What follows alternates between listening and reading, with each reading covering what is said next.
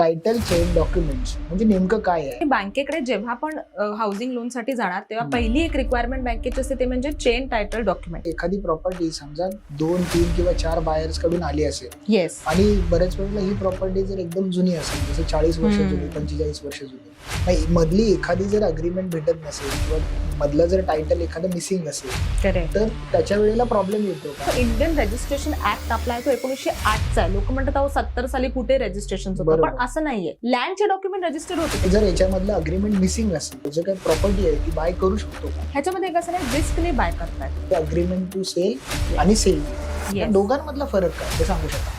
We have the ready finance. 2 crore घ्या, मला flat द्या, व्यवहार पूर्ण, समज अशी परिस्थिती असते तेव्हा ते sale deed it is complete. 2 करोडचं फ्लॅट आहे तर 50 लाख माझं सेल्फ फंडिंग आहे, तर ते मी आता देऊन आम्ही अग्रीमेंट रजिस्टर करतो. पण agreement to sale in future की आम्ही फ्युचर मध्ये असा सेल कम्प्लीट करू. सो सेल कन्क्लूड होत नाही अग्रीमेंट टू सेल मध्ये. सोसायटीची मेंबरशिप जी असते ती ऑटोमॅटिकली भेटते का? त्याच्यासाठी आणि वेगळी प्रोसेस काय करावी लागते? सोसायटी मेंबरशिपची वेगळी प्रोसेस करावी लागते. ओनरशिप ऑफ द फ्लॅट आणि मेंबरशिप ऑफ सोसायटी दोन वेगवेगळ्या. आपल्यापैकी प्रत्येक जणाला लिगल गोष्ट ही कधी ना कधी तरी लागत असते.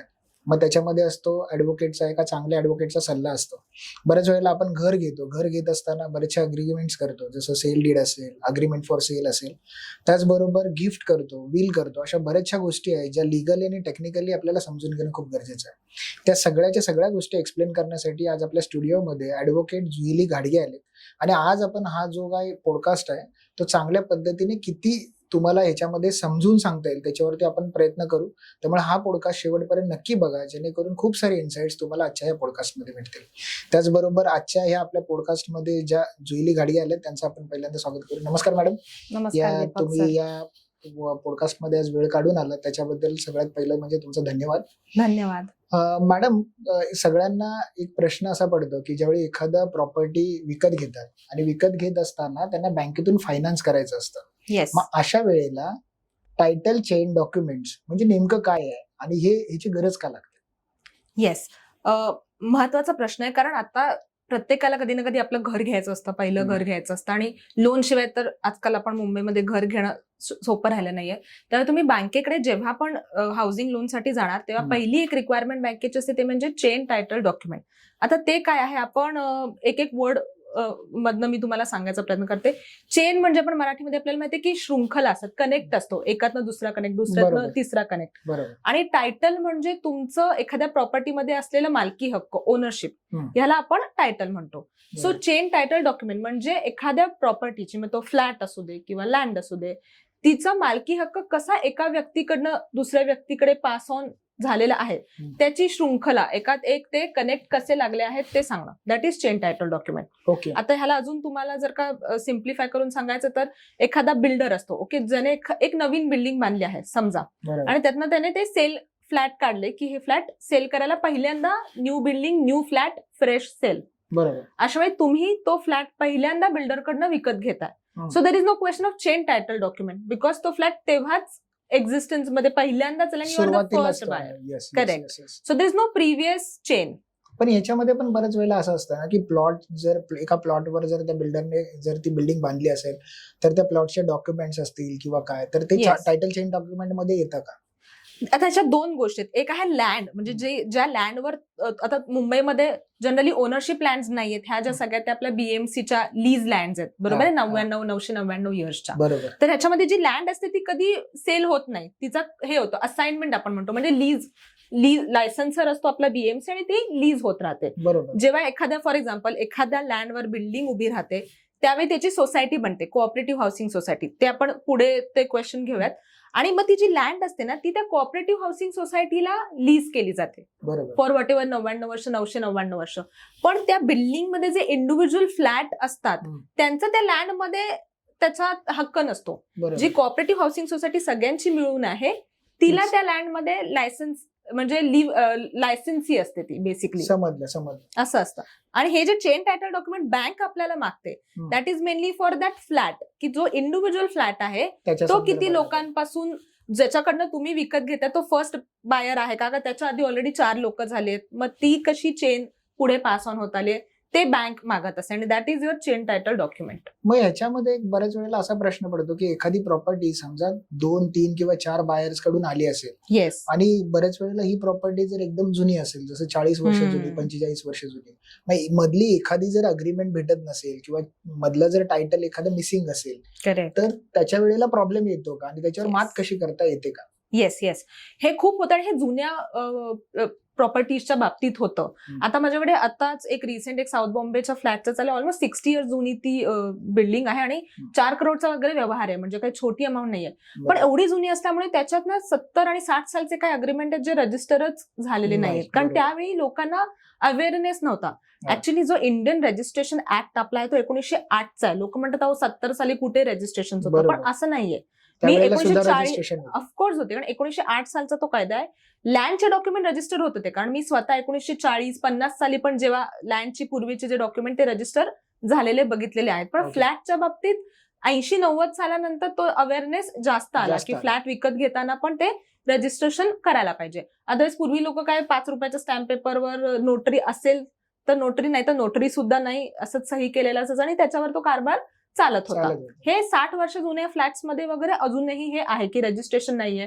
बरं, रजिस्ट्रेशन नाहीये तर नाही, कधी कधी वेळा मिसिंग पण असतो, डॉक्युमेंट जागेवर नाहीये, किंवा समजा जिवंत व्यक्ती जेव्हा ट्रान्सफर करतात तेव्हा गोष्ट तरी सोपी आहे की ए ने बी ला विकलं, बी ने सी ला विकलं, पण त्याच्यात समजा बी ची डेथ झाली असेल आणि बी ला तर किती मुलं होती काय, मग बी चे विकताना जे वारस होते ते खरंच तेवढेच बी चे वारस आहेत का, हे सगळं कॉम्प्लिकेशन्स मग त्याच्यामध्ये वाढत जातं. सो आता माझे जे, मी तुम्हाला म्हटलं माझ्याकडे जे क्लायंट आलेत, तर अशा वेळी आम्ही सांगतो त्यांना की पहिलं म्हणजे तुम्ही सर्च रिपोर्ट काढून घ्या. ओके. की त्या प्रॉपर्टीचा पण सर्च क्लर्क असतात ते ऑनलाईन पण आता झालेलं आहे हे सगळं रजिस्ट्रेशन, आणि जुने डॉक्युमेंट्स ते फिजिकली त्या सब रजिस्टर ऑफिसमध्ये जाऊन त्याचा सर्च काढतात, एक डॉक्युमेंट बघतात, त्याच्या एंट्री करून तो रिपोर्ट आपल्याला देतात. सो ते आपण एक करतो. दुसरं म्हणजे आपण पेपर पब्लिकेशन करतो, एका इंग्लिश आणि एका मराठी न्यूजपेपरमध्ये, जनरली फ्री प्रेस जर्नल आणि नवशक्ती, हे 2 न्यूजपेपर मी सजेस्ट करते.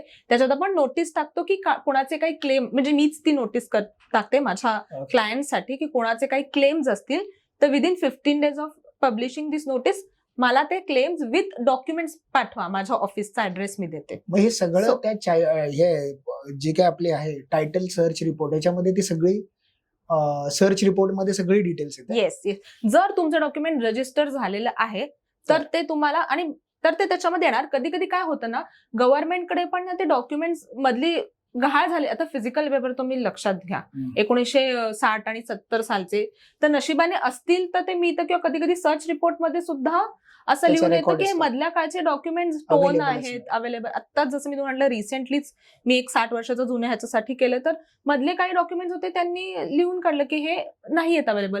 पण ह्याचा फायदा काय होतो मी तुम्हाला सांगते की मी बायरसाठी, बायर माझा क्लायंट आहे, तर मी त्याला ह्या सगळ्या गोष्टी कंपल्सरी करायला लावते की सर्च रिपोर्ट काढायचाच आहे, पेपर पब्लिकेशन आपल्याला करायचंच आहे, सेलरकडनं सगळे डॉक्युमेंट्स आपल्याला मागवून घ्यायचेच आहेत, जे जे अवेलेबल आहेत ते सगळे. ह्याने काय होतं, जो बायर आहे ना त्याला लॉ मध्ये म्हटलं जातं बोनाफाईडे बायर. म्हणजे काय, मी एखादी प्रॉपर्टी विकत घेत असताना मी ड्यू डिलिजन्स केलाय, मी माझ्या परीने सगळी खबरदारी घेतली, मी नेग्लिजन्स केलेला नाहीये. नाहीतर उद्या कोणीतरी उभा राहिला समजा की अरे माझा पण या प्रॉपर्टीमध्ये हक्क आहे, मी एक वारस आहे, किंवा व्हॉट एव्हर रिझनमुळे, तर कोर्टामध्ये ती केस गेली, तर माझा क्लायंट बायर आहे, तर ऍटलीस्ट आम्ही आमची केस स्ट्रॉंग करू शकतो की आम्ही आमच्या हातात जे होतं ते सगळं ड्यू डिलिजन्स, आम्ही पेपर नोटीस दिली, सर्च रिपोर्ट घेतला, सो वी आर बोनाफाईडे बायर्स. म्हणजे आमचं इंटेन्शन इज गुड, आम्ही मॅलाफाईड इंटेन्शनने कोणाला फसवायला हे ट्रान्झॅक्शन केलेलं नाहीये. त्यामुळे हे सगळं, म्हणजे जसं तुम्ही क्वेश्चन तुमचा होता की एखादं नसेल तर ह्या गोष्टी कंपल्सरी बायरला करायच्याच आहेत. पेपर पब्लिकेशन, सर्च रिपोर्ट, सगळे कॉपीज मागवणं, आणि त्याच्यापेक्षा महत्वाचं म्हणजे इंडेमनिटी मग सेलरकडनं घेऊन ठेवायची. तो क्लॉज आपण अग्रीमेंट मध्येच टाकतो, रजिस्टर करतो. कधी कधी मी ऍडिशनल एक इंडेमनिटी पण 500 रुपयाच्या स्टॅम्प पेपरवर सेफर साईड घेऊन ठेवायला सांगते की भविष्यात काहीही वाद निर्माण झाला, कुठल्याही व्यक्तीचा कुठलाही हक्क आला तर सेलर असणारे तो आम्हाला ऍज अ बायरला इंडेमनिफाय करणार. Okay, so that is how we try to cover. अशा वेळेला जेवढे हे 3-4 वेगवेगळ्या लोकांकडून जो एखादा फ्लॅट आलेला असतो किंवा एखादी प्रॉपर्टी आलेली असते, आणि जर याच्यामधलं अग्रीमेंट मिसिंग असेल तरी त्या व्यक्तीने त्याची रिस्क घेऊन ह्या सगळ्या गोष्टी केल्यानंतरला तो ते जे काही प्रॉपर्टी आहे ती बाय करू शकतो का? ह्याच्यामध्ये कसं नाही, रिस्कने बाय करतायत. म्हणजे मी असं नाही म्हणणार बिकॉज जसं टायटल त्याच्यात क्लिअर नाहीये असा त्याचा Okay. अर्थ होतो. ओके. जर आपल्याला ती लिंक पूर्णपणे नाही जोडता आली ना व्यवस्थित तर म्हणजे मधली एक लिंक मिसिंग मिसिंग आहे. तिथं आपण we are taking the risk.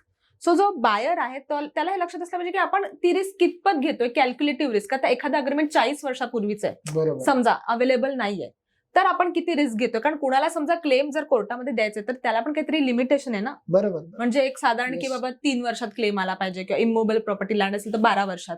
एखादा 50 वर्ष झोपून नसेल आणि मग क्लेम टाकायला येईल तर ह्या सगळ्या गोष्टी कोर्टामध्ये बघितल्या जातात बरोबर. की कधी येतोय माणूस, काय येतोय. आणि दुसरं एक महत्वाचं लिगल प्रिन्सिपल हे जे तुम्ही मला विचारलं त्याच्यात कायद्यामधलं प्रिन्सिपल असं आहे की no one can pass better title than he himself has. म्हणजे काय, ज्याच्याकडे जेवढे आता तुमच्या पाकिटात 100 रुपये तर तुम्ही तेवढंच 100च pass करू देणार, शकतो. Yes. तुम्ही 500 नाही देणार. बरोबर. सो मी एखाद्याकडनं प्रॉपर्टी घेतली, मी रजिस्ट्रेशन केलं, मी माझ्याकडनं सगळं केलं, पण त्याच्याकडेच टायटल 50% आहे तर तो मला मग तो तेवढंच pass 50%, on तुम्ही करा. रजिस्ट्रेशन मध्ये संपूर्ण म्हणून तसं ते होत नाही ना. हे राहतच हा पण मग डिफेक्ट. बऱ्याच वेळेला असं पण होतं का की जर अशी प्रॉपर्टी जर एखाद्याने परचेस केली आणि भविष्यामध्ये जाऊन जर त्याला त्या प्रॉपर्टीवर बँक फायनान्स घ्यायचं झालं तर मग बँकेकडून त्याच्यामध्ये प्रॉब्लेम येऊ शकतात का, किंवा लिगली पॉइंट्स तो चॅलेंज म्हणजे निघू शकतो का? Yes yes yes. आणि त्या बँकांमध्ये पण फरक आहे. म्हणजे तुम्ही नॅशनलाइज बँकेकडे गेलं तर त्यांची अतिशय कठोर चेकलिस्ट असते. समजलं. त्या अगदी म्हणजे वारसानी रिलीज डीड आहे पुढच्या आपल्या बोलण्यात आलं तर आपण बोलूया की वडील वाले रिलीज केले हक्क, तरी पण ते म्हणतात नाही वारसपत्र हायकोर्टाकडनं आणा, किती वारस आहेत आम्हाला काय माहिती. हा. म्हणजे त्या खूप पर्टिक्युलरली बँका, Check नॅशनलाइज करतात, बँका सगळं चेक करतात. डिटेलमध्ये check ते जर करतात. तुम्ही एखाद्या कॉपरेटिव्ह किंवा प्रायव्हेट बँकांकडे गेलात, प्रायव्हेट फायनान्स यांच्याकडे गेलात तर त्या तेवढ्या कठोर नसतात. म्हणजे बरोबर. असं सो ते पण आपण ही रिस्क घेऊन चालतो हे आपल्याला माहिती असलं म्हणजे पाहिजे. बऱ्याच वेळेला एनबीएफसी ह्या सगळ्या पॉइंट कडे थोडंसं थोडंसं इंडिमिनिटी कानाडोळा. घेऊन किंवा येस अशा काही गोष्टी करून ते पुढे नेतात. येस. कारण किती प्रॉपर्टीचं कम्प्लीट टायटल क्लिअर नवीन मध्ये ठीक आहे, आता 10-20 वर्ष जुन्या, पण 50 आणि 60 वर्ष जुन्यामध्ये तो रिस्क ऑलवेज आपल्याला कॅरी करूनच चालवं लागतं. Yes yes. बरेच वेळेला असं होतं की एखादा व्यक्ती एखादी प्रॉपर्टी बाय करत असतो त्यावेळी त्याला 2 अग्रीमेंट बद्दल बोललं जातं नेमकं, म्हणजे अग्रीमेंट टू सेल आणि सेल डीड. या दोघांमधला फरक काय ते सांगू शकाल का? येस, हे खूप महत्वाचं आहे. ज्यांना कोणाला प्रॉपर्टी घ्यायची त्यांनी हे फरक नीट समजून घेतलं पाहिजे. अग्रीमेंट टू सेल म्हणजे काय, जसं आपण आता सुरुवातच ह्याने केली की प्रॉपर्टी घेताना लोन काढलं जातं. बरोबर. म्हणजे आपण एका हाती पूर्ण रक्कम देतो आणि प्रॉपर्टी घेतोय असं फार कमी होतं. सो अग्रीमेंट टू सेल आणि सेल डीड मधला फरक हाच आहे की ज्यावेळी आपण पूर्ण रक्कम एक साथ देतोय, समजा बँक लोनची गरज नाही, we have the ready finance की हे पैसे 2 करोड घ्या, मला फ्लॅट द्या, व्यवहार पूर्ण, समजलं. अशी परिस्थिती असते तेव्हा ते sale deed it is complete. वेरॅज अग्रीमेंट टू सेल एक स्टेज आधी असते की जेव्हा मी काहीतरी एक अमाऊंट, आता 2 करोडचा फ्लॅट आहे तर 50 लाख माझं सेल्फ फंडिंग आहे तर ते मी आता देऊन आम्ही अग्रीमेंट रजिस्टर करतो. पण agreement to sale in future, so sale conclude होत नाही अग्रीमेंट टू सेल मध्ये. समजलं. त्याच्यात आम्ही अग्री करतो की भविष्यात आम्ही असं करू, बायर म्हणतो मी म्हणजे एवढे कंडिशन पैसे टाकून देऊ, ते येस, चाललं जातं. की आम्ही फ्युचर मध्ये असा सेल कम्प्लीट करू. That is agreement to sale. आणि मग तुम्ही मग ते अग्रीमेंट करता, मग बँकेला ते अग्रीमेंट देता, मग Submit बँक करतात, लोन मग bank डिस्बर्स finance करते, करतात. मग सेल डीड करू शकता Wien the entire amount is paid. मग परत एक सेल डीड, दोन्ही अग्रीमेंट म्हणजे सेल डीड आणि अग्रीमेंट दोन्ही गोष्टी बायर आणि सेलर करू शकतात. बऱ्याच वेळेला असं होतं की ते अग्रीमेंट टू सेल केल्यानंतरला समजा त्याच्यामध्ये एखादी कंडिशन असेल की एखाद्या बायरला 45 दिवसाच्या आतमध्ये सेलरला पेमेंट करणं गरजेचं आहे, बरोबर. पण काही कारण असतं हे 45 दिवसात पेमेंट नाही झालं, 50व्या दिवसात पेमेंट झालं, 4-5 दिवस पाठी पुढे झाले, तर मग त्याच्यामध्ये त्या अग्रीमेंट टू सेल वरती काय इफेक्ट होतो?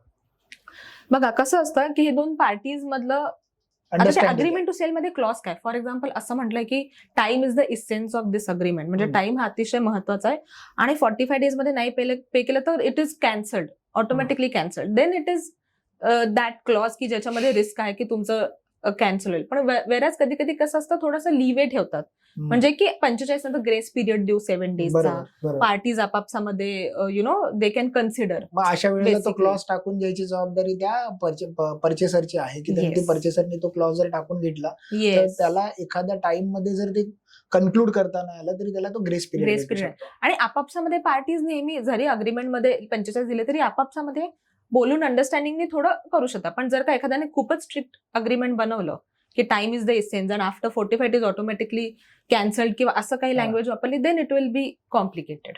बरं, आता हे अग्रीमेंट टू सेल करताना किंवा सेल डीड करताना बायर्सने आणि सेलर्सने अशा कोणत्या गोष्टींची काळजी घेणं गरजेचं आहे?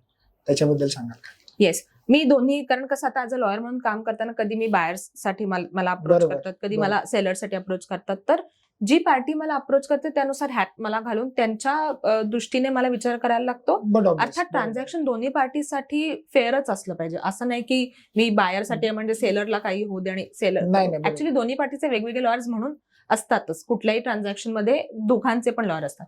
आता आपण आधी सेलरच्या दृष्टीने विचार करू. समजा मी सेलरसाठी आहे, माझा फ्लॅट आहे, माझा क्लायंटचा फ्लॅट आणि तो विकतोय, तर माझी रिस्क ह्याच्यामध्ये फार कमी आहे. मला फक्त काय बघायचं आहे की माझे पैसे मला लवकरात लवकर पूर्ण आले पाहिजेत. बरोबर. ह्याच्यामध्ये रिस्क काय असते की अग्रीमेंट टू सेल केल्यानंतर किती वेळ मला सेल डीड पूर्ण व्हायला लागतोय. हा. That is the risk factor. कारण एकदा अग्रीमेंट, कुठली डॉक्युमेंट आपण रजिस्टर केलं म्हणजे काय, त्याचं गव्हर्नमेंट मध्ये नोंद झाली, ते बरोबर. पब्लिक डॉक्युमेंट झालं, ते गव्हर्नमेंटच्या इथे ते स्कॅन होतं. हम्म. सो एखादं अग्रीमेंट रजिस्टर असेल आणि ते कॅन्सल करण्याची उद्या वेळ आली ना, तर ते पण कॅन्सलेशन डीड रजिस्टर करावं लागतं. ओके. इट इज लाईक तुमचे बँक एंट्रीज कशा असतात, एखादं रिव्हर्स करायला तुम्हाला बरोबर, डेबिट बरोबर, तसंच बरोबर. आहे की एखादं अग्रीमेंट रजिस्टर झालं तर ते रिव्हर्स करायला पण त्याचं कॅन्सलेशन डीड तुम्हाला ती पण रजिस्टरच करावी करावी लागते. लागते. आणि हे का करावं लागेल? आता उद्या समजा टायटल सर्च रिपोर्टचं आपण बोललो तसं की जेव्हा एखादा अग्रीमेंट रजिस्टर होतो त्याची एंट्री येते, मग ते कॅन्सल झालं हे कसं कळणार? जेव्हा त्याचं cancellation Cancellation deed date register, register तेव्हा होतं त्याची त्याच एंट्री वेळेला सर्च रिपोर्टमध्ये भविष्यात येणार नाही. तर तुमचं एखादं अग्रीमेंट रजिस्टर दिसेल आणि ते काही ट्रान्झॅक्शन फीस कटलं, तर भविष्यात नवीन बाहेर त्याने सर्च रिपोर्ट काढला तर तो म्हणा अरे हे अग्रीमेंट तुम्ही ऑलरेडी केलं झालं होतं. होतं. एक्झॅक्टली. त्याच्यामुळे ही काळजी सेलरला काय असते की अग्रीमेंट झाल्यानंतर हल्ली ना 45 दिवस वगैरे एवढं कोणी देत नाही, कारण बँक लोन पण हल्ली फास्ट झालेलं आहे. म्हणजे बरोबर. 7 to 15 डेज मॅक्स आपण म्हणतो की अग्रीमेंट झाल्यानंतर ताबडतोब जितक्या लवकरात लवकर पैसे मिळतील तेवढ्या लवकरात लवकर पैसे घेऊन सेल डीड करून व्यवहार म्हणजे सेलरसाठी हेच महत्वाचं आहे. हा, बरोबर. कारण एकदा अग्रीमेंट केलं आणि पैसे नाही आले किंवा कुणाचं काय झालं अनफॉर्च्युनेटली, तर ते मान अडकल्यासारखी होते की आता अग्रीमेंट रजिस्टर करून बसलं. बरोबर आहे. त्यामुळे व्यवहार कन्क्लूड होणं सेलरच्या दृष्टीने सगळ्यात महत्वाचं ते आहे. आणि जर व्यवहार अडकला तर कॅन्सलेशन डीड पण झालं पाहिजे, कारण सेलरची प्रॉपर्टी क्लिअर होऊन त्याला पुढच्या बायरकडे जाता आलं पाहिजे. पुन्हा त्याच्यामध्ये स्टॅम्प ड्युटी आणि पे केलेली असते त्याचं रिफंड ते सगळं बायरला, बिकॉज बायर पे करतो स्टॅम्प ड्युटी, सो ते बायरला डिपार्टमेंट बरोबर ते करावं लागतं पूर्ण. ती सेलरची याच्यामध्ये अजून एक क्वेश्चन असा येतो की समजा एखाद्याने परचेस करण्यासाठी property agreement to sale register केलं, थोडी स्टॅम्प ड्युटी पे केली आणि काही कारणास्तव समजा ती डील कॅन्सल झाली किंवा काय, तर ती स्टॅम्प ड्युटी पूर्ण रिफंड भेटते का? आय गेस पूर्ण रिफंड नाही मिळत, म्हणजे मला ह्याच्याबद्दल अगदी डिटेल नॉलेज नाही, पण some amount which will be deducted. आणि बाकीचं तुम्हाला जे एजंट्स असतात, कसं असतं, आम्ही ड्राफ्ट करतो ऍज अ लॉयर म्हणून माझं काम असतं सगळं टायटल बघून ड्राफ्टिंग करणं, आणि मग आम्ही एक रजिस्ट्रेशन असोसिएट ह्यामध्ये इन्व्हॉल्व्ह करतो, जो क्लायंटला पूर्ण मग ते रजिस्ट्रेशन ऑफिसमध्ये जाणं, रजिस्ट्रेशन करणं, स्टॅम्प ड्युटी ऑनलाईन भरली जाते, बरोबर. तर ते त्या सगळ्यामध्ये मदत करतो. सो जेव्हा हे असे काही कॉम्प्लिकेशन येतात त्यावेळी मग ते एजंट्स असतात ते त्यांना पण मग त्याला फॉलोअप, करस्पॉन्डंट, रिफंड बरोबर, ऍप्लिकेशन, बरोबर. ह्या सगळ्या गोष्टी पूर्ण नाही मिळणार जेवढं मला असं वाटतं की there will be some deductions असतील. येस, पण ते काही deduction डिडक्शन करून असतील, ते त्यांना but I don't have the thorough knowledge about it, so बरोबर. त्याबद्दल फार कमेंट नाही करू शकणार, पण दिस इज द रिस्क. बरं, हे basically. सगळं करत असताना एखाद्या वेळेला आपण अग्रीमेंट टू सेल करतो किंवा त्याच्यानंतर सेल डीड पण करतो, आणि मग अशा वेळेला आपल्याला असं वाटतं की मला त्या घराचा पूर्ण ताबा मिळालाय, मी त्या घराचा ओनर आहे, पण मग सोसायटीची मेंबरशिप जी असते ती ऑटोमॅटिकली भेटते का? त्याच्यासाठी आणि एक वेगळी प्रोसेस काय करावी लागते? सोसायटी मेंबरशिपची वेगळी प्रोसेस करावी लागते, पण त्याच्यात दीपकजी फक्त मला ना आधीचा तुमचा जो क्वेश्चन होता त्याच्यात मला बाहेरच्या बाजूने पण थोडं कव्हर करायचं, बोलायचं राहील. कारण मी सेलरचे पॉईंट सांगितले की सेलरसाठी काय महत्वाचं, पैसे लगेच आले पाहिजे आणि जर ट्रान्झॅक्शन फीस कटलं तर त्याचं कॅन्सलेशन डीड झालं पाहिजे, हे सेलरसाठी महत्वाचं. आता आपण बायरच्या दृष्टीने विचार करूया की मी बायर आहे, तर बायरला खूप काम असतं, म्हणजे सेल अग्रीमेंट मध्ये ऍक्च्युअल सगळं काम बायरच असतं, कारण तुम्ही नवीन प्रॉपर्टी पैसे देऊन विकत घेताय. सो सगळ्यात जास्त काम इज बायर, म्हणजे अग्रीमेंट जे बनवणं असतं ते बायरचाच माणूस म्हणजे बायरचा लॉयर बनवतो, सेलरचा लॉयर फक्त रिव्ह्यू करतो. बरोबर. सो बायरसाठी महत्वाचं सगळ्यात टायटल, जे आपण चेन टायटल डॉक्युमेंट, की बायरने सगळे टायटल डॉक्युमेंट सगळे आहेत की नाही ते स्वतःला कन्फर्म केलं पाहिजे, पेपर नोटीस, सर्च रिपोर्ट, ते सगळं केलं पाहिजे. इंडेमनिटी क्लॉज स्ट्रॉंग असला पाहिजे, म्हणजे बायरसाठी की उद्या जर का काही टायटलमध्ये जरा जरी काही असेल तरी इंडेमनिटी क्लॉज आपल्याला सेलरकडनं घ्यायचा आहे, प्लस पैसे दिलेले असतील. आता बायर काय करतो, आधी आपण एक टोकन अमाऊंट देतो सुरुवातीला, त्याच्यानंतर अग्रीमेंट रजिस्टर करताना काहीतरी एक सबस्टॅन्शियल सेल्फ फंडिंग जे असतं ते आपल्याला द्यावं लागतं. स्वतः उद्या तुम्हाला काही कारणास्तव तुमचं लोन नाही झालं, गॉड फॉरबिड काय झालं, तर ते तुम्हाला रिव्हर्स करायचंय, तर तुम्हाला मग ते जे दिलेत त्यातलं तुम्हाला किती परत मिळालं पाहिजे? हो कारण आता तुम्ही समजा 2 करोडचा व्यवहार आहे, 50 लाख तुम्ही अग्रीमेंटला दिले आणि काही कारणास्तव तुमचं नाही झालं, हम्म. तर पूर्ण 50 लाख तर पेनल्टी कोणाला नसणार. म्हणजे बरोबर. ते तुमचं मग हे सगळ्या गोष्टी थॉट थ्रू केलेत का तुम्ही, की 50 लाखातले तुम्हाला सेलरने किती परत केले पाहिजेत. हा, हा, मग ते कॅन्सलेशन डीड जे मी तुम्हाला म्हटलं, की मग आम्ही तसं ड्राफ्ट करतो, की समजा काय प्रॉब्लेम झाला तर सेलर 50 लाखातले 45 लाख परत करतील, okay. बायर कॅन्सलेशन डीडवर सही करतील हा. आणि 5 तो व्यवहार लाखाची तिथेच पेनल्टी थांबेल. हे हा. करतील. म्हणजे Okay. हे आपण जनरली लोक बोलता ना फक्त कसं लोन करू हे करू, अरे पण नाही झालं तर काय. तर काय या त्याच्याबद्दल गोष्टीचा पण विचारच विचार करा. करून ते आम्ही म्हणजे कुणालाही मी बायर किंवा सेलरला मी स्पेसिफिकली प्रश्न विचारते, की हा विचार तुम्ही केलाय का, तुम्ही काय ठरवलंय, मग बरोबर. ते मला तुम्ही सांगा, तसं मी अग्रीमेंट ड्राफ्टिंग मध्ये ते Draft पॉइंट्स मध्ये ते कव्हर सगळे करेन. पॉइंट्स कव्हर करा. सो बायरच्या दृष्टीने हे पॉइंट लक्षात घेणं महत्वाचं आहे. पण इथेच एक बरेच वेळेला प्रॉब्लेम असा होतो की काही कुठे ना कुठेतरी कच्चा ड्राफ्ट भेटतो, जसं आपण गुगलवर सर्च केलं किंवा काय, किंवा एखाद्या एजंट्स कडे असे काही ड्राफ्ट भेटतात. मग Yes. एखादा व्यक्ती बसतो ते ड्राफ्ट हे करतो, त्याच्यामध्ये सगळे डिटेल्स पुटअप करतो आणि एजंटला देऊन किंवा एजंट स्वतःच बसून ते करतो आणि ते रजिस्ट्रेशन करतो. हे कितपत योग्य आहे, किंवा मग एखाद्या ऍडव्होकेटचा सल्ला घेणं कितपत महत्वाचं आहे, ह्याच्यावरती काय सांगू शकाल का?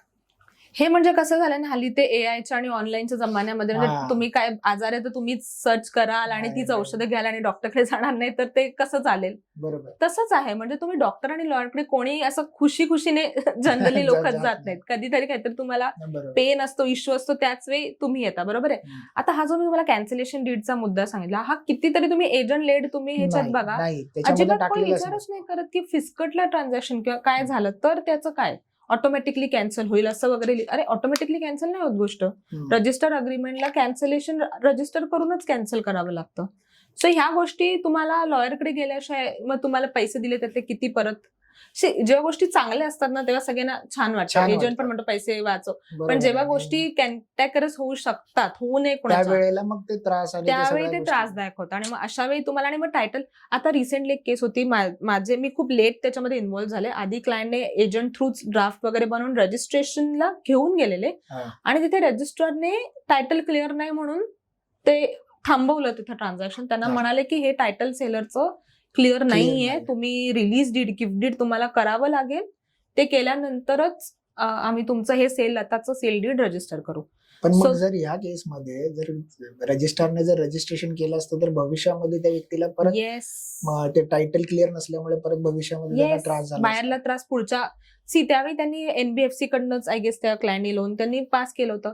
पण उद्या भविष्यात समजा तेच लोन त्यांना परचेस केल्यानंतर चांगल्या बँकेत हलवायचं कमी, तर त्या बँकेने ह्या क्वेरी काढल्या असतात. लीगली क्वेश्चन आला तर त्यांना ते करता येणार. एक्झॅक्टली. त्यामुळे त्यावेळी आधी त्यांना टेन्शन आलं की रजिस्टर का, पण नंतर ते माझ्याकडे नंतर आले की आता हे क्लिअर करून सगळं प्रॉपर करायचं आहे. मग त्यांना लक्षात आलं की अरे रजिस्टरने उलट आपल्यासाठी चांगलं गोष्ट केली. त्यामुळे आपलं टायटल क्लिअर झालं. ते सेल आम्ही गिफ्ट डीड रिलीज डीड दोन्ही रजिस्टर केलं, मग sale agreement sale deed register केलं, मग आता they got the proper title. समजलं. मग या ठिकाणी त्या एखाद्या ऍडव्होकेटची एक्सपर्टीज मानली जाते, कारण आधी एजंट कडनं ड्राफ्ट केलेला आणि तो झाल्यानंतर माझ्याकडे आला की आता ह्याच्यात चेंजेस करा, हे करा. सो अशा बऱ्याच वेळा ड्राफ्टिंग मध्ये पण बघतो त्यावेळी एक साधी ड्राफ्टिंग आणि एखाद्या ऍडव्होकेटने केलेली ड्राफ्टिंग याच्यात खूप तफावत असते. डिटेल मध्ये लिहिणं किंवा त्याच्या प्रत्येक पॉइंट्स मांडणं, ह्या सगळ्या गोष्टी असतात. त्यासाठी ऍडव्होकेट प्रिफर करणं गरजेचं आहे. आणि तुमचं अग्रीमेंट हे तुमचं टायटल डॉक्युमेंट आयुष्यभर तुमच्या प्रॉपर्टीचं राहणार आहे. आणि जेव्हा तुम्ही विकता तेव्हा ते ओरिजिनल तुम्ही पुढे देता. म्हणजे सो ते इट इज इम्पॉर्टंट, म्हणजे ते it is life long document.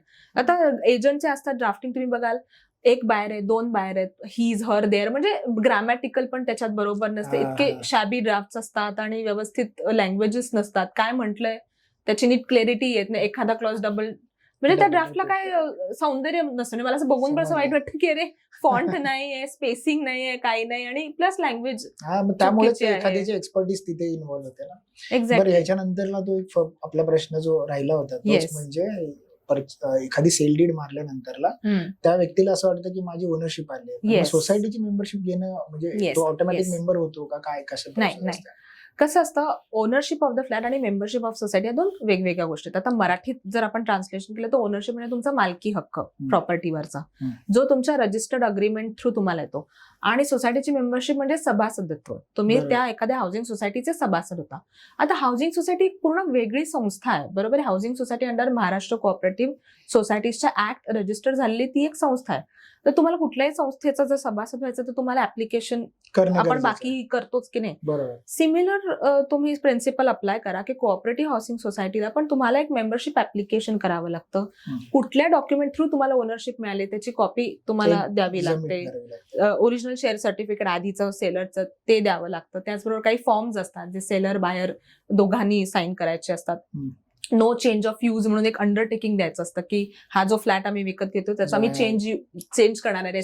ज्यासाठी घेतला त्यासाठीच वापर. एक्झॅक्टली. रेसिडेन्शियल तर रेसिडेन्शियल वापरू, without written permission we will not change the use. So असं त्याचा एक बायलॉज मध्ये तो एक ट्रान्सफर सेट आपण त्याला म्हणतो की विकत घेतला असेल तर ट्रान्सफर सेट असतो, गिफ्ट केलं असेल तर ट्रान्सफर सेट. सो तो पूर्ण transfer set with your title document जे काही तुम्ही अग्रीमेंट आहेत ते सगळं सोसायटीला सबमिट, प्लस सोसायटीची फीज, ऍडमिशन फी 100 आणि 500 रुपीज ते आहे ते त्याचा चेक देऊन मग तुम्हाला सोसायटीला 25,000 काहीतरी ती ट्रान्सफर फीज असते जे 2 डिवाइड करतात इक्वली जनरली. असं ते सगळं द्यायचं असतं कव्हरिंग लेटर बरोबर. मग सोसायटी तुम्हाला मेंबर म्हणून ऍक्सेप्ट करते आणि शेअर सर्टिफिकेटवर तुमचं नाव झळकवते. सो हे सेपरेट प्रोसेस तुम्हाला. पण मला एक गोष्ट इथे प्रिन्सिपली हे करायचे की ओनरशिप हे मेन गोष्ट आहे आणि मेंबरशिप त्याचं रिफ्लेक्शन आहे असं समजा. म्हणजे कुठल्याही फ्लॅटची पहिली ओनरशिप चेंज होते आणि त्याचं रिफ्लेक्शन म्हणून जो ओनर आहे तोच सोसायटीचा मेंबर होण्यासाठी लायक असतो. लोकांना वाटतं सोसायटीमध्ये फक्त काहीतरी चेंजेस केले की फ्लॅट आपल्या नावावर झाला, असं नाही. फ्लॅटची ओनरशिप चेंज व्हायला रजिस्टर्ड डॉक्युमेंटच पाहिजे आणि पहिलं ते चेंज करायचं, मग त्याचं रिफ्लेक्शन म्हणून मेंबरशिप चेंज होणार. हे लोकांना लक्षात राहत नाही. बरोबर. मग बऱ्याच वेळेला मेंबरशिपचे बरेचसे फायदे असतात किंवा काय. या मेंबरशिप मध्ये बघायला गेलं तर काही मेंबरशिपचे प्रकार आहेत, जसं असोसिएट मेंबर असेल, जॉईंट मेंबर असेल किंवा प्रोव्हिजनल मेंबर असेल. त्यामध्ये नेमका फरक काय आहे? बऱ्याच वेळेला हे सगळं सामान्य जनतेला माहिती नाही. अशा वेळेला तुम्ही काय सांगू शकाल? हा खूप चांगला प्रश्न आहे, कारण ह्याचा क्लॅरिटी डिफरन्स काय हे लोकांना माहिती असतं. म्हणजे इंटरचेंजेबली वापरलं जातं किंवा त्याची क्लॅरिटी नसते. असोसिएट मेंबर म्हणजे काय? आता समजा तुमच्या नावावर एखादा फ्लॅट तुम्ही एकटे मेंबर आहात आणि काही कारणास्तव तुम्ही हजर नाही राहू शकत आहात सोसायटीच्या काही मीटिंग्सला किंवा काही गोष्टींकरता, तर अशा वेळी तुम्ही सोसायटीला एक ऍप्लिकेशन देऊ शकता आणि तुमच्या नात्यातल्या काही व्यक्ती, हे ऍक्ट मध्ये ती नाती पण मेन्शन केलेली आहे, जसं की नवरा बायको असेल, आई वडील, मुलं मुलगी, भाऊ बहीण, नेफ्यू नीस, ह्या जे काही स्पेसिफिक नाती आहेत त्यातल्या एखाद्या व्यक्तीला तुम्ही सोसायटीला ऍप्लिकेशन करून म्हणू शकता की ह्या व्यक्तीला माझ्या कन्सेंटने असोसिएट मेंबर म्हणून तुम्ही ऍडमिट करा. So in my absence, he will be performing my duties. He can vote in my absence. He can attend the meetings. So that is associate member. Associate memberचं नाव अग्रीमेंट मध्ये नसतं फ्लॅटच्या, तो owner नव्हे. समजलं. फक्त तो जर काही कारणास्तव जर ओरिजिनल मेंबरला येता आलं नाही तर त्याची जी काही गोष्ट असेल तो असोसिएट मेंबर म्हणून पाहू शकतो. ऍब्सोल्युटली. म्हणजे ही इज नॉट ओनर, ही एक प्रकारे पॉवर ऑफ अटर्नी कसं आपण एखाद्याला ऑथॉरिटी देतो आपण, तशी ही सोसायटीमध्ये similar to power of attorney सारखं आहे की असोसिएट मेंबरला हे दिलेले पॉवर अथॉरिटी दिली की त्याने करावं आणि जो ओरिजिनल मेंबर आहे तो जबाबदार आहे असोसिएट मेंबरच्या ऍक्टसाठी. बरोबर. मग इथेच एका ठिकाणी असं होऊ शकतं का की एखादा हस्बंड जर एखाद्या सोसायटीचा मेंबर असेल तर त्याची वाईफ ही त्या सोसायटीचे असोसिएट मेंबर होऊ शकते का? तो हस्बंडच करू शकतो ना तिला, म्हणजे तो अप्लाय करेल की माझ्या वाईफला असोसिएट मेंबर करून द्या. येस अशा पद्धतीने. आणि आता दुसरा तुमचं त्याच्यातलं होतं, झालाय तुमचा हा प्रश्न झालाय ना. मी सेकंड टाईप सांगते, जॉईंट मेंबर. आता जॉईंट मेंबर म्हणजे काय? हस्बंड अँड वाईफच एक्झाम्पल आपण कंटिन्यू करूयात. त्याच्यामध्ये दोघांच्या नावावर फ्लॅट आहे असं होतं.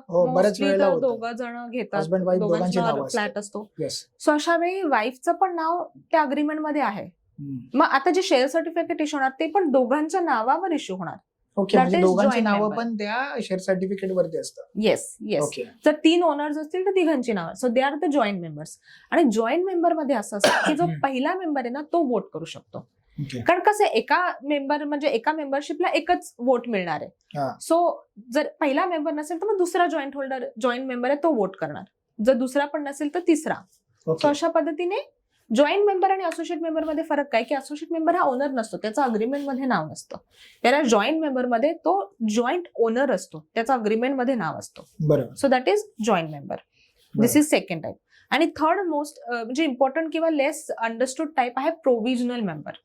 प्रोव्हिजनल मेंबर म्हणजे नॉमिनी मेंबर. नॉमिनी हा प्रोव्हिजनल मेंबर हा थोडा नवीन शब्द कायद्याचा आहे. नॉमिनी हे सगळ्यांनी ऐकलेलं आहे. नॉमिनी मेंबर म्हणजे काय की आता जो मेन मेंबर होता त्याची डेथ झाली फॉर एक्झाम्पल अनफॉर्च्युनेटली, तर त्याचे पुढचे जे वारस असतील किंवा त्याने विल ठेवलंय का हे किंवा सगळं नॉमिनी बघून, केलंय का काय सगळं. हा नॉमिनीचा प्रश्न केव्हा येतो की जसं की एखादा माणूस वारला, आता त्याचं विल असेल तर ते विल मध्ये कोणाला प्रॉपर्टी दिली, समजलं. त्या व्यक्तीने येऊन सोसायटीला मेंबरशिपसाठी अप्लाय केलं पाहिजे.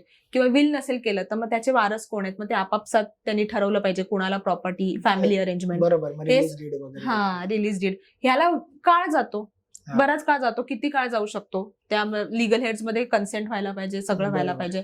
मग तोपर्यंत कोण मेंबरशिप तिथे सोसायटीकडे करणार, कोण असणार सोसायटी. समजलं. म्हणून प्रोव्हिजनल मेंबर म्हणून नॉमिनीचा फॉर्म नंबर 14 असतो, हम्म. जो दिलेला असतो की ह्या मेन मेंबरची डेथ झाली की ह्या व्यक्तीला त्याचा तुम्ही नॉमिनी nominee करून म्हणून, द्या. That is provisional member. Provisional कशासाठी, की जे खरे ओनर्स, जे कोण वारस आहेत ते सोसायटीकडे प्रॉपर सगळं फॉर्मॅलिटी आणि ऍप्लिकेशन करेपर्यंत तात्पुरता ह्या नॉमिनीला समजलं. मेंबर केला जातो. समजलं. तो नॉमिनी नाही, फ्लॅट तो ओनर नसतो, त्याला फ्लॅटमध्ये काही हक्क नसतो, तो विकू शकत नाही, तो मॉर्गेज करू शकत नाही, काही करू शकत काही नाही. नाही. ही विल फक्त तो just be provisional. Stop gap arrangement. तात्पुरता तो एक प्रोव्हिजनल चेहरा असतो सोसायटीसाठी. त्याच्याबद्दल ऍक्ट मध्येच क्लॅरिफिकेशन दिलेले आहेत.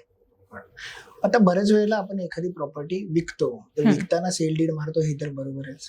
पण अशा कोणत्या कोणत्या मार्गाने आपण प्रॉपर्टी एका व्यक्तीकडून दुसऱ्या व्यक्तीकडे ट्रान्सफर करू शकतो? करेक्ट.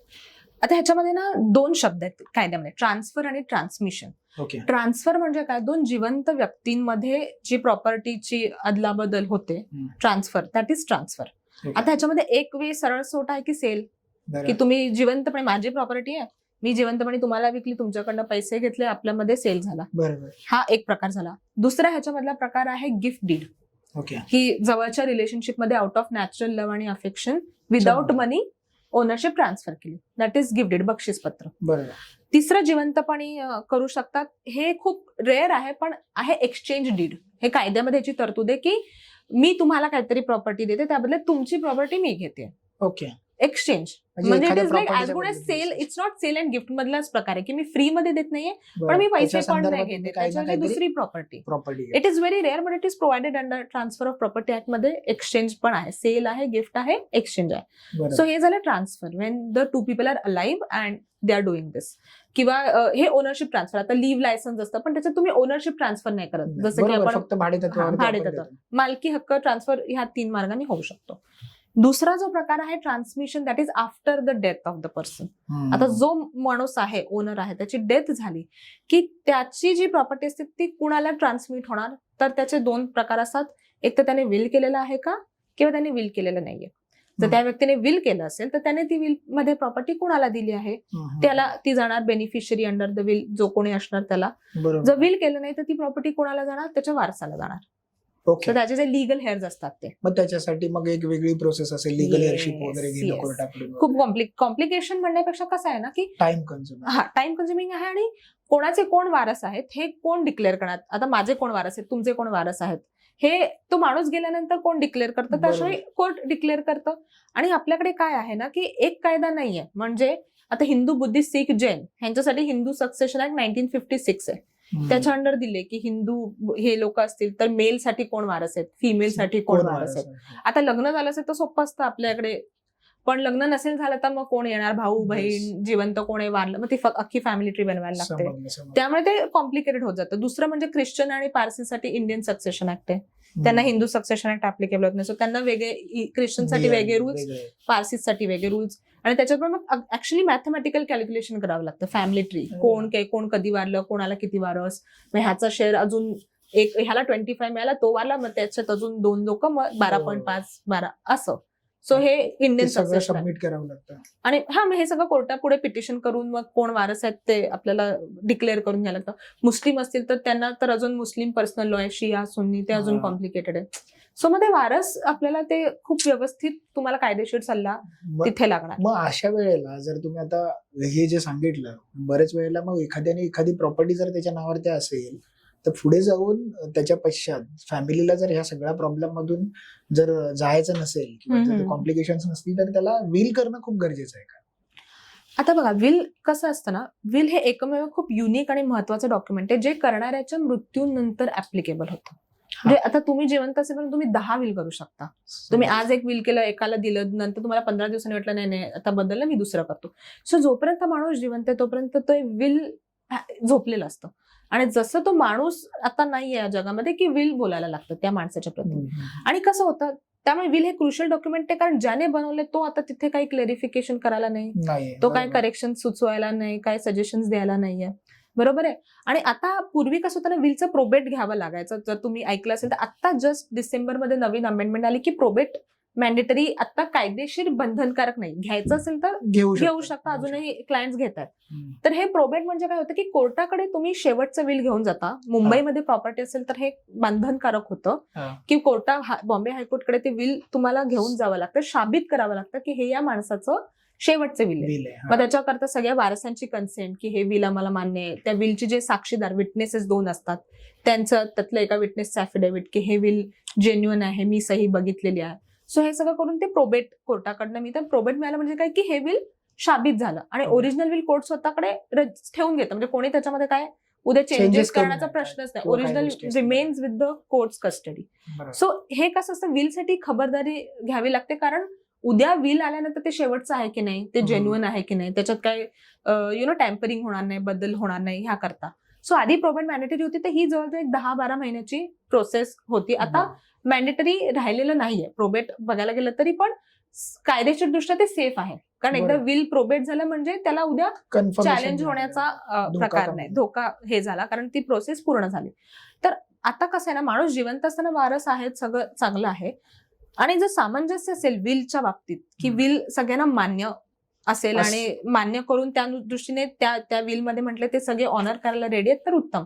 पण त्या विल मध्ये जर कोणाला चॅलेंज करायचं असेल तर मग कोण म्हणाले हे विल जेन्युइन आहे, कोण म्हणाले जेन्युइन नाहीये, तर ते कोर्टामध्ये तुम्ही 10-15-20 वर्ष तुमचा खटला चालणार. तर समजा 2 मुलं, दोघांना समान दिलं, सामंजस्याने त्यांनी ऐकलं तर गोष्ट वेगळी आहे.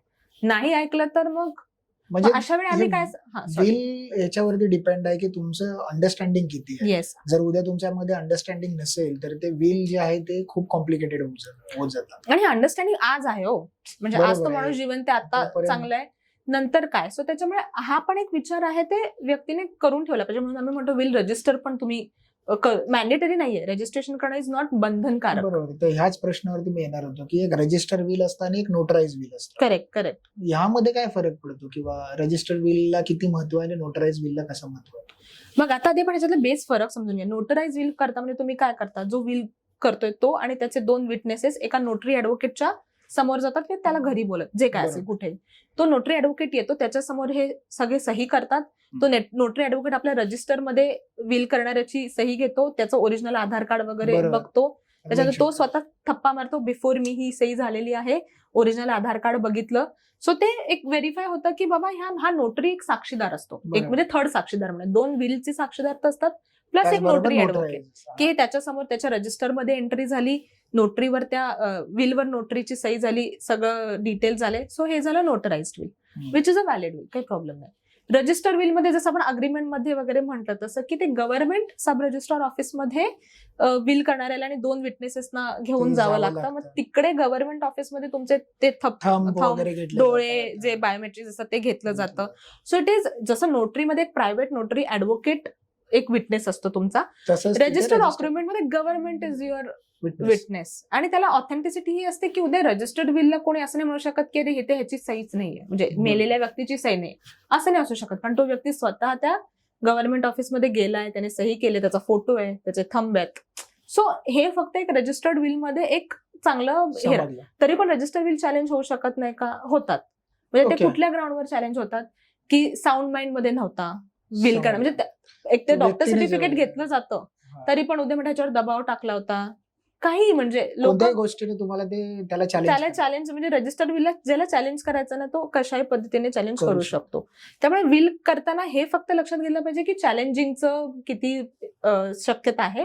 आणि जर चॅलेंज होण्याची शक्यता असेल तर मी प्रॅक्टिकली क्लायंटला सांगते की तुम्ही गिफ्ट डीड करा, म्हणजे बक्षीस पत्र करा आणि त्याच्यात असा क्लॉज टाका, म्हणजे आई वडिलांना बक्षीस करताना काय भीती असते की आम्हाला भविष्यात ह्यानी काढून टाकलं घरात तर काय, जिवंतपणे आम्हीच राहणार, आमच्या मेल्यानंतर काय व्हायचं ते होऊ दे, तसं असेल तर तसं मग विल करू शकतो.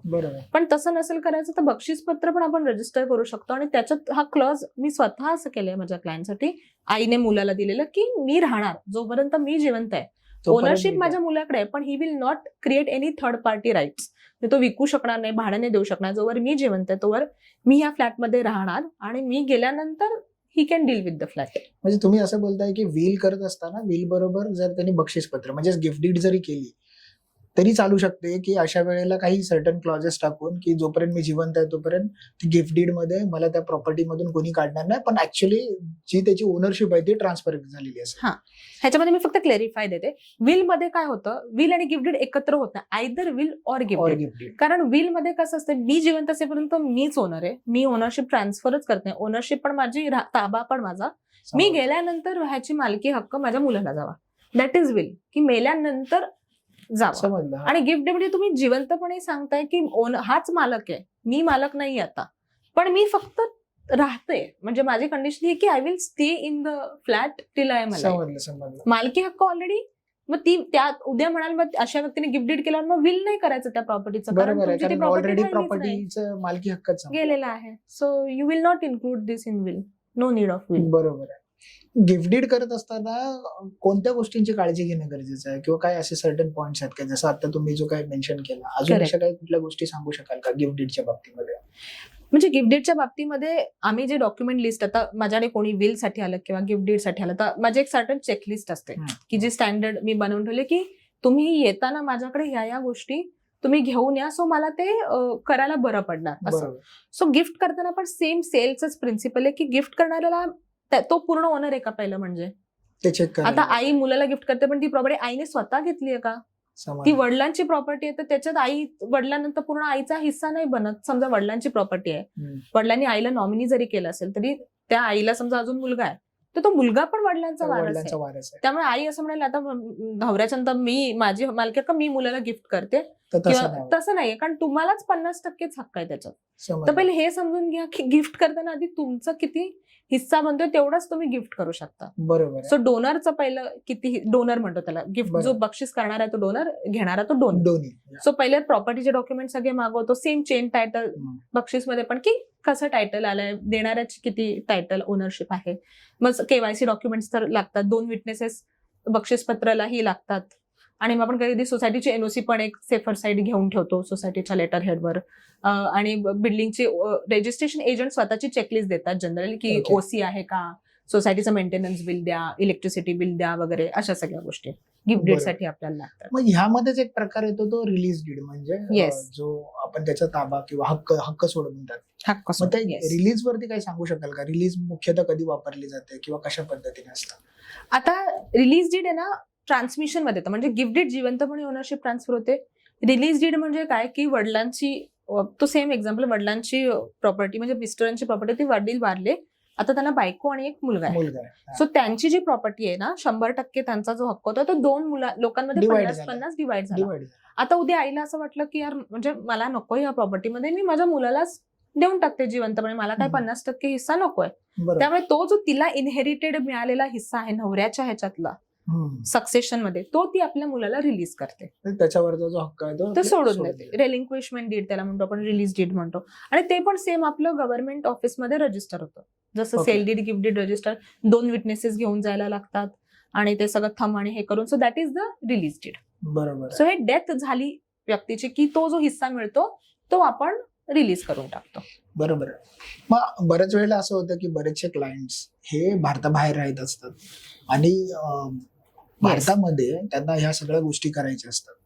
मग काही पॉवर ऑफ अटर्नीच्या बेसिसवरती किंवा काय, तर अशा क्लायंट्सला जर अशी काही केस तुमच्याकडे आली असेल किंवा अशा क्लायंटला तुम्ही कशा पद्धतीने मॅनेज करता? येस, मी आता कसं झालं ना, मी मेनली एनआरआय क्लायंट्स बरोबर, म्हणजे ऑलमोस्ट 60% तरी माझे क्लायंट एनआरआय आहेत. कारण नेक्स्ट जनरेशन तुम्ही बघाल आता तर नाहीच आहे इंडियामध्ये. म्हणजे आई वडिलांच्या प्रॉपर्टीज आहेत, मोठे मोठे फ्लॅट्स आहेत, but next generation is not in India. बरोबर. सो अशा वेळी जसं तुम्हीच स्वतःहून एक म्हणलं पॉवर ऑफ अटर्नी, तर आम्ही त्यांच्या इंडियामधलं त्यांचं जे ब्लड रिलेटिव्ह कोणी अवेलेबल असेल तर त्याची आम्ही पॉवर ऑफ अटर्नी इंडियामध्ये घेऊन ठेवतो. कारण त्या व्यक्तीला गव्हर्नमेंट ऑफिसमध्ये रजिस्ट्रेशनला जाणं शक्य नाहीये.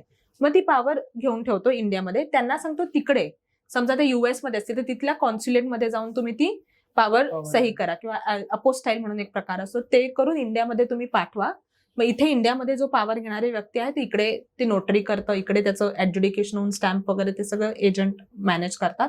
मग त्या पॉवर ऑफ अटर्नीच्या बेसिसवर आपण इथे डॉक्युमेंट त्यांचे साईन आणि रजिस्टर करतो. कधी कधी सायनिंगला डॉक्युमेंट आम्ही तिकडे पाठवतो आणि फक्त रजिस्ट्रेशनची पॉवर घेतो.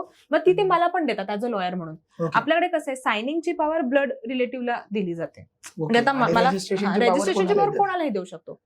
कधी कधी माझे क्लायंट मला म्हणतात, तू सायनिंगला तू डॉक्युमेंट आम्हाला पाठव तिथे, रजिस्ट्रेशन आम्ही तुला पॉवर देतो. मग अशा वेळेला So it's त्या like व्यक्तीला that. इंडियामध्ये येऊन सगळ्या गोष्टी फिजिकली करण्याची गरज गरज नाही. इव्हन हे तर- प्रोबेट जी हायकोर्टच्या जी प्रोसेस आहे ना, त्याला पण अजिबात असे काही क्लायंट आहेत की मी एकदाही त्यांना भेटले नाहीये. ओके. म्हणजे सगळं आम्ही त्यांना इकडनं मी ईमेल केलं, मग त्यांना सांगते तिकडे तुमच्या नोटरीकडे जा. कॉन्सुलेटमध्ये पण जायची गरज नाही. जसे इंडियात नोटरी असतात तसे बाहेर पण नोटरीज असतात. बरं. सो कोर्टातल्या डॉक्युमेंटला रजिस्ट्रेशन लागत नाही. मग मी त्यांना सांगते तिकडे नोटरी करा, इंडियामध्ये पाठवा. मग मी हायकोर्टमधनं ते ऍक्सेप्ट करून घेऊन फाईल करतो. ऑनलाईन फायलिंग आहे, सगळं ऑनलाईन आहे. समजलं. सो त्या पद्धतीने त्यांना एकदा इंडियात यायची गरज नाही आणि त्यांचं हेअरशिप आणि प्रोबेट जे काय असेल सक्सेशन ते होऊ शकतं. आता हे सगळं करत असताना बऱ्याच वेळेला बिझनेस करत असतात किंवा कुठल्या ना कुठल्या तरी एखाद्या गोष्टीमध्ये इन्व्हॉल्व्ह होतात. MOU असतो किंवा कॉन्ट्रॅक्ट असतात. बऱ्याच वेळेला बिझनेस करत असताना काही लोक हे कॉन्ट्रॅक्ट न करता एखादं काम करतात. वर्बली एखाद्या वेळेला एखादं काम चांगलं मोठं येत आहे असं म्हटलं किंवा एखाद्या नावाजलेल्या कंपनीचं काम आपल्याला येतं, अशा वेळेला लोक हा म्हणतात आणि ते काम सुरू करायला चालू करतात. पण त्याच्यामध्ये कुठल्याही पद्धतीने रिटर्न कॉन्ट्रॅक्ट नसतं. मग अशा वेळेला काय काय प्रॉब्लेम्स येऊ शकतात आणि रिटर्न कॉन्ट्रॅक्ट करणं का महत्वाचं आहे? बघा, रिटर्न कॉन्ट्रॅक्ट करणं महत्वाचं आहे. तुमच्याच प्रश्नामध्ये तुम्ही का महत्वाचं आहे, कारण ते महत्वाचं आहेच. कायद्याने असं म्हटलेलं नाहीये की कॉन्ट्रॅक्ट ओरल असेल तर ते व्हॅलिड नाहीये. जो इंडियन कॉन्ट्रॅक्ट ऍक्ट आहे ना, त्याच्यात verbal contract are good contract. Problem येतो ते प्रूव्ह कसं करणार तुम्ही. बरोबर आहे. आता त्यावेळेला बऱ्याचशा काय इंडस्ट्रीमध्ये discussion असतात. माझ्याकडे असे काही क्लायंट होते की जे आपले डिरेक्शन असते, म्हणजे जे क्रिएटिव्ह फील्ड मधली लोक असतात ते फ्रीलान्स काम ते करत नाहीत, अग्रीमेंट्स करत नाहीत, डिरेक्शन केलं काय केलं, मग अशा वेळी त्यांना प्रॉब्लेम होतो. सो तुम्ही रिटर्न कॉन्ट्रॅक्ट करण्याचं काय असतं, 2 विटनेसेस असतील, प्रॉपर तुम्ही नोटरी केलेली असेल, स्टॅम्प पेपरवर केलं असेल, तर उद्या तर ते काय झालं valid तर तुम्ही राहतं. त्याचं कोर्टामध्ये जाऊन त्याच्यावर त्याला तुम्ही challenge दाद करू मागू शकता. शकता. लेबर कोर्ट किंवा जे काही तुमचं ऍप्लिकेबल असेल. तुमचं oral contract is good contract under the law, कायद्यामध्ये, पण पण ते ते प्रूव्ह प्रूव्ह कसं करणार. रिटर्न मध्ये आणि- काहीतरी असेल ब्लॅक अँड व्हाईट वरती तर तर तुम्हाला चालू त्याच्यावरती सांगू आता आपले जे प्रॉपर्टीचं आपण बोलत होतो, इमुवेबल प्रॉपर्टीसाठी रिटर्न कॉन्ट्रॅक्टच पाहिजे, हे कायद्यामध्येच मॅन्डेटरी आहे. बरोबर. म्हणजे मुवेबल प्रॉपर्टी, फॉर एक्झाम्पल मला एखादं हे आहे, पेंटिंग आहे, पेंटिंग पण 4-4, 5-5, आता मी एका पेंटिंगचं गिफ्ट डीड करते, पेंटिंग मला द्यायचे तर मी अशी उचलून दिलं, ओरली झालं, गिफ्ट झालं बरोबर. त्याचं. त्याच्यासाठी रिटर्न कॉन्ट्रॅक्ट असणं गरजेचं नाहीये, नाही. Because it is a movable property. बरोबर. बरोबर आहे. पण तेच फ्लॅट असेल तर कायद्याने त्याच्यासाठी ओरल व्हॅलिड धरलेलंच नाही. That is have to be compulsorily Okay. Written contract. म्हणजे इमोबाईल प्रॉपर्टीसाठी तुम्हाला रिटर्न कॉन्ट्रॅक्ट करणं कंपल्सरी. मुवेबल प्रॉपर्टीसाठी Yes. तुम्ही ओरली पण चालू शकता. पण त्याच्यात पण लोक, आता माझ्याकडे केस आले, भाऊ बहिणीला 5 लाखाची पेंटिंग गिफ्ट करतोय, पण they want to do proper, मग आम्ही गिफ्ट डीड करून घेतो. बरोबर आहे. कारण बऱ्याच वेळेला ते इन्कम टॅक्स मध्ये पण चॅलेंज Absolutely. करताना तुम्हाला डॉक्युमेंटेशन ऍब्सोल्युटली, प्रूव्ह करताना त्या सगळ्या गोष्टी येतात. ऍब्सोल्युटली. ह्या सगळ्यांमध्ये बऱ्याच वेळेला आता ह्याच्यात कोर्टामध्ये ईमेल तर व्हॅलिड धरलं जातं. हो म्हणजे हो ईमेल वरती तुम्ही एखाद्या वेळेला कुठल्याही क्लायंटशी डिस्कस करताना त्या सगळ्या गोष्टी कन्सिडर केल्या जातात. पण येस. त्याचबरोबर आज व्हॉट्सअप आलंय आणि व्हॉट्सअपवरती जर तुमचा काही चॅट असेल आणि त्याला जर अप्रुव्हल तुम्हाला व्हॉट्सअपवरती मिळालं असेल तर ते कन्सिडर होतं का? येस, ते ब्लू टिक वगैरे ना, हे असं आम्ही पण सबमिट केलेलं आहे की व्हॉट्सअपच्या ब्लू टिक्स दाखवणं. आता ईमेलमध्ये पण मी तुम्हाला एक सांगू इच्छिते, माझ्याच एका केसमध्ये मी भावासाठी प्रोबेट दाखल केलं होतं आणि बहिणीला आम्हाला त्याची नोटीस पाठवायची होती. फिजिकल नोटीस तिची परत आली, त्यामुळे आम्ही कोर्टाला मी अप्लाय केलं की मी ह्या ईमेल आयडीवर तिला ईमेलने नोटीस पाठवते. तर कोर्टाने त्यावेळी हा प्रश्न काढला की हा ईमेल ह्याच व्यक्तीचे, ह्याचं काय प्रूफ, तुम्ही कुठला ईमेल बनवून आणाल की ही त्या व्यक्तीचा ईमेल आहे. तर कोर्टाने मला हे प्रूफ मागितलं की ही व्यक्ती हा ईमेल वापरतीये, ह्याचे काय प्रूफ्स आहेत. मग माझ्याकडे ऑलरेडी त्या व्यक्तीने, त्या बहिणीने तो ईमेल वापरून बाकी सोसायटीशी करस्पॉन्डन्स केलं होतं, बाकी काही ईमेल्स पाठवले होते, ते होते. सो ते आम्ही कोर्टाला दाखवले की बघा हा ईमेल काही वर्षांपासून करस्पॉन्डन्ससाठी वापरला जातोय. मग मी त्याच्यावर त्या ईमेलवर तिला पाठवू शकले. सो कोर्ट पण ह्या गोष्टींचा विचार करतं की उद्या नाही तर मीच काहीतरी ईमेल आयडी काढेन, तो त्याच व्यक्तीचा ईमेल आयडी आहे, का? ह्याचं काय प्रूफ आहे. बरोबर. सेम ह्याच्यामध्ये WhatsAppच्या व्हॉट्सअपमध्ये पण तुम्ही blue tick is a good की सर्व्हिस झाली, बघितली आहे, पण हे की त्याच त्या व्यक्तीचं नंबर आहे किंवा ह्या गोष्टी मायन्युटली बघितल्या जातात कोर्टामध्ये. बरं मॅडम, तुम्ही आतापर्यंत बरेचसे क्लायंटला सल्ला दिला किंवा बरेचशा केसेस हँडल केल्या, याच्यामध्ये तुमच्या लक्षात राहिलेली एखादी अशी गोष्ट आहे का, एखादी केस आहे का ज्याच्यावरती तुम्हाला की खरंच त्याच्यामध्ये त्या गोष्टी एक वेगळ्या, असा काय अनुभव तुम्ही शेअर करू शकाल? आली एक खूप जवळची, कारण मला कसं आहे ना, आपण कुठलाही केस हँडल केल्यावर आपण क्लायंटला जर पॉझिटिव्हली इम्पॅक्ट करू शकलो तर आपल्याला त्याच्यात समाधान असतं. म्हणजे मला लिटिगेशन पेक्षा I would like to do some positive impact. तर माझ्याकडे अशी एक केस आली होती की ज्याच्यामध्ये एका व्यक्तीने ना 2 लग्न केले होते आणि तो व्यक्ती वारला. त्याची प्रॉपर्टी पण चांगली होती, म्हणजे अशी गरीब व्यक्ती नव्हती. आणि जे दुसरं लग्न असताना ते ग्राह्य धरलं जात नाही. पहिलं जिवंत असताना बायकोने तिच्याबरोबर लग्न व्हॅलिड सबसिस्टिंग असताना त्याने दुसरं लग्न केलं होतं. पण त्याला त्या दुसऱ्या exactly that is not allowed. That is not पण त्याला त्या दुसऱ्या लग्नामधनं पण एक मुलगा झाला होता, म्हणजे एक मायनर होता त्यावेळी. आणि तो माणूस वारला आणि त्याची करोडोची प्रॉपर्टी होती. त्याच्या पहिल्या ज्या लग्नातल्या मुली होत्या, ज्या मेजर होत्या, त्या प्रॉपर्टीसाठी कोर्टाकडे गेल्या की एवढी प्रॉपर्टी आम्हाला त्याचं घ्यायचंय. मग त्यावेळी कोर्ट काय करतं, जो दुसरं लग्न भले व्हॅलिड नसेल पण तो मुलगा हा मुलगा आहे त्याच माणसाचा, सो तो मायनर होता त्यावेळी, तर त्याचा शेअर हा कोर्टामध्ये डिपॉझिट केला होता कित्येक वर्षापूर्वी, काही लाख रुपये. म्हणजे कोर्ट काय करतं, असे मायनर्सचे किंवा असे जे शेअर्स असतात ते डिपॉझिट करून ठेवतं आणि त्याच्यावर ते सेफ इन्व्हेस्टमेंट करत राहतात आणि ते वाढत जातं, अक्युम्युलेट होत जातं. आणि मग नंतर आता हा मुलगा मेजर झाला आता, आणि मग त्याच्यानंतर त्याला ते पैसे काढून हवे होते. त्याच्या ऑफकोर्स त्याचं शिक्षण, कारण त्याची आई ही वारली बिचारायची, तर त्याला शिक्षणासाठी हवे होते. मग तो माझ्याकडे आला होता. मग मी त्याच्यासाठी मग कोर्टातनं आम्हाला ते ऍप्लिकेशन करून की मग त्या बहिणींची पण कन्सेंट घेऊन वगैरे ते पैसे त्यांनी त्यावेळी जे डिपॉझिट केले होते ते लाखचे करोड झाले होते, कारण इतकी वर्ष तो ऑलमोस्ट 9 वर्षाचा असताना वगैरे 10 मध्ये 10 वर्षाचा असताना ते डिपॉझिट केलं आणि आता तो 22 वर्षाचा वगैरे असताना 20-22 वर्षाचा असताना आला. सो मग ते बरेचसे पैसे आम्ही त्याला ते सगळं प्रोसेस करून वगैरे ते शेवटी मिळवून दिले आणि मग त्याने त्याचं पुढचं शिक्षण आणि हायर एज्युकेशन. सो अशा गोष्टींमधनं पण आपल्याला पॉझिटिव्हली इम्पॅक्ट करता येतो. ते माझ्या खास लक्षात राहिलेली केस होती. बरं, आजचा हा जो पॉडकास्ट आपले काही व्ह्युअर्स बघतात यांच्यासाठी तुम्ही तुमच्या ऍडव्होकेटच्या चष्म्यातून तुम्ही काय असे सल्ले द्याल की ह्या सगळ्या गोष्टी करत असताना तुम्ही कुठल्या गोष्टींची काळजी घेणं गरजेचं आहे, किंवा तुमच्यातर्फे तुम्ही या व्ह्युअर्सला काय सल्ला द्याल? येस, मी आता म्हणजे शेवटी आपण आता पॉडकास्ट कन्क्लूड करतोय, तर माझं व्ह्युअर्सना हेच सांगणं असेल की ignorance of law is not an excuse. म्हणजे हे आम्हाला एक प्रिन्सिपल सांगितलं जातं आमच्या लॉ कॉलेजमध्ये की मला कायदा माहिती नाहीये हा काय एक्सक्यूज असू शकत नाही. मी ट्रेनमध्ये चढलो, मला माहितीच नाही की तिकीट घ्यावं लागतं, हे तुम्ही एक्सक्यूज देऊन तुम्हाला फाईन पडणार नाही असं होणार आहे का? नाही, तुम्हाला फाईन तुम्हाला भोगायला लागणार रिपरकशन्स. त्यामुळे मला कायदा माहिती नाही, मला असं वाटलेलं, हे बोलून चालणार नाहीये. त्यामुळे लिगल अवेअरनेस, आता आपला हा पॉडकास्ट हा एक माध्यम आहे लिगल अवेअरनेस क्रिएट करण्याचं.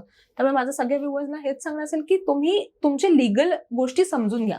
लोक मला म्हणतात विल करू की नको, मी म्हणते मी तुम्हाला नाही सांगू शकत.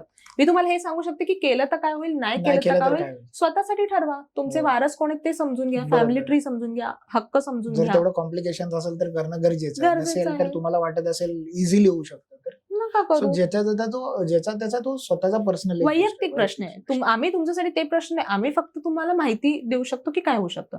तर माझ्या सगळ्या व्ह्युअर्सना हेच सांगणं आहे की प्लीज लिगल अवेअरनेस करून घ्या. त्याच्याकरता हे पॉडकास्ट आहेत. मी पर्सनली वेगवेगळ्या सोसायटीजमध्ये, Rotary club, Lions club, cooperative housing सोसायटीमध्ये लिगल अवेअरनेस सेशन्स घेते. जसं आपण आता बोलतोय तसंच विल्स आणि प्रॉपर्टी माध्यमातून. तर माझं सगळ्या व्ह्युअर्सना हेच सांगणं असेल की प्लीज लिगल अवेअरनेस ज्या मार्गाने शक्य आहे त्या मार्गाने लिगली अवेअर होत राहा, कारण इग्नोरन्स आपण सांगू शकत नाही. आणि वी वॉन्ट की आपल्या पुढच्या जनरेशनला किंवा स्वतःलाही प्रॉब्लेम्स येऊ नयेत. सो त्याकरता awareness is the only answer. Madam, तुमचं हे जे आता तुम्ही या फील्डमध्ये आहे, तर तुम्ही या फील्डमध्ये सक्सेसफुल राहण्यासाठी अशा 3 कोणत्या हॅबिट्स फॉलो करता ज्याच्याकरून तुम्हाला याच्यामध्ये सक्सेस भेटतोय, असं काय सांगू शकाल? येस, नक्कीच. 3 मला आता जसं आठवत आहे तसं मी सांगायचा प्रयत्न करते. पहिलं म्हणजे मी हे खूप फॉलो करते की लॉयर आणि डॉक्टरचं ना काम सेम असतं, थेरपिस्टचं. कारण लोक पेनमध्ये आपल्याकडे येतात, कोणी असं आनंदाचं असताना फार कमी, पण जनरली सम प्रॉब्लेम और समथिंग. त्यामुळे आपलं काम हे थेरपिस्टचं असतं असं मी स्वतःला सांगते. म्हणजे मी माझ्या प्रत्येक क्लायंटला शांतपणे ऐकून घेते पहिलं काय त्याचं म्हणणं आहे ते. बऱ्याचदा माझ्याकडे डेथ झाल्यानंतर लोक येतात, so they are into pain. So माझं काम असतं की एक शांतपणे त्यांचा आधी त्यांना एक लिस्निंग इयर देणं आणि मग त्यांच्या दृष्टीने काय चांगलं आहे ते करणं. So client centric approach me ठेवते. सगळ्यात पहिला त्यांचा प्रॉब्लेम आहे तो आयडेंटिफाय करताना लिस्निंग खूप इम्पॉर्टंट. लिस्निंग म्हणजे सगळे नवीन येणारे बडिंग लॉयर्सना पण की तुमचं लिस्निंग स्किल्स आणि तुमचे कम्युनिकेशन स्किल्स, की ऐकून तुम्ही त्यांना रिस्पॉन्ड करणं हे खूप महत्वाचं आहे. आणि स्वतःचा फायदा त्यावेळी बघू नका की कोर्ट केस चालू राहिली तर आपल्याला दिवसाचे पैसे मिळतात, हे महत्वाचं नाही. आपण रिझोल्युशन कसं करतोय, आपली ज्युडिशरी पण एवढी पेंडन्सीमध्ये, त्यामुळे कसं मॅटर आपल्याला मेडिएट करता येतं, बरोबर. ह्याच्याकडे जास्त लक्ष लक्ष देणं हे गरजेचं आहे. आणि एंड टू एंड सोल्युशन, म्हणजे माझे जे 3 प्रिन्सिपल आहे, client centric approach, simplified law आणि end to end solution. Solutions. म्हणजे एखादा व्यक्ती माझ्याकडे आला त्या प्रॉपर्टी, तर मग जसं जे आपण सगळं डिस्कस केलं की search report, paper publication, chain title document, property, society membership, अथापासून इथेपर्यंत मग त्याला पूर्ण सोल्युशन अंडर वन रूफ, मग त्याच्यासाठी लागणारी लोक, नोटरी पासून एजंट पर्यंत सगळं आपण प्रोव्हाइड करायचं. बरोबर. सो असं तुम्ही जर का करत राहिला तर तुम्हाला sky is the limit Great. या फील्डमध्ये. आज तुम्ही वेळात वेळ काढून या ठिकाणी आलात आणि खूप चांगल्या पद्धतीने सगळे इन्साइट्स तुम्ही दिलेत. आज मला असं Yes. वाटतं की व्ह्युअर्सला खूप साऱ्या ह्या गोष्टी याच्यातून भेटत राहतील. तर तुम्ही Yes, I शेवटी hope. जाता जाता म्हणजे तुम्ही सांगू शकाल का की लोक जर तुम्हाला फॉलो करायचे असेल तर तुमचं काही इंस्टाग्राम आहे किंवा काय अशा कुठल्या ठिकाणी तुम्हाला फॉलो करू शकतो? येस, नक्कीच. मी बऱ्यापैकी सोशल मीडियावर पण, जसं मी म्हटलं, अवेअरनेस क्रिएट करण्याचा प्रयत्न करत असते. advzuilighadge.com म्हणून माझी वेबसाईट आहे. So Okay. त्या वेबसाईटवर जाऊन माझे आणि तिथे माझे सगळे हँडल्स लोकांना मिळतील. एडीव्ही जुईली घाडगे म्हणून माझं इंस्टाग्राम हँडल सुद्धा आहे. त्याच नावाने माझं युट्यूब चॅनल सुद्धा आहे. लिंक्डइन पण आहे जुईली घाडगे. सो वेबसाईटवर advzuilighadge.com वर गेल्यावर त्यांना सगळे तिथे माझे ऑफिसचा ऍड्रेस आणि सगळ्या गोष्टी तिथे त्यांना नक्कीच मिळते. मॅडम धन्यवाद. तुम्ही आज तुमचा खरंच वेळ काढला आणि या सगळ्या गोष्टी शेअर केल्या त्याच्याबद्दल खूप खूप धन्यवाद. Yes, Thank you. थँक्यू मला तुम्ही बोलवलं. धन्यवाद.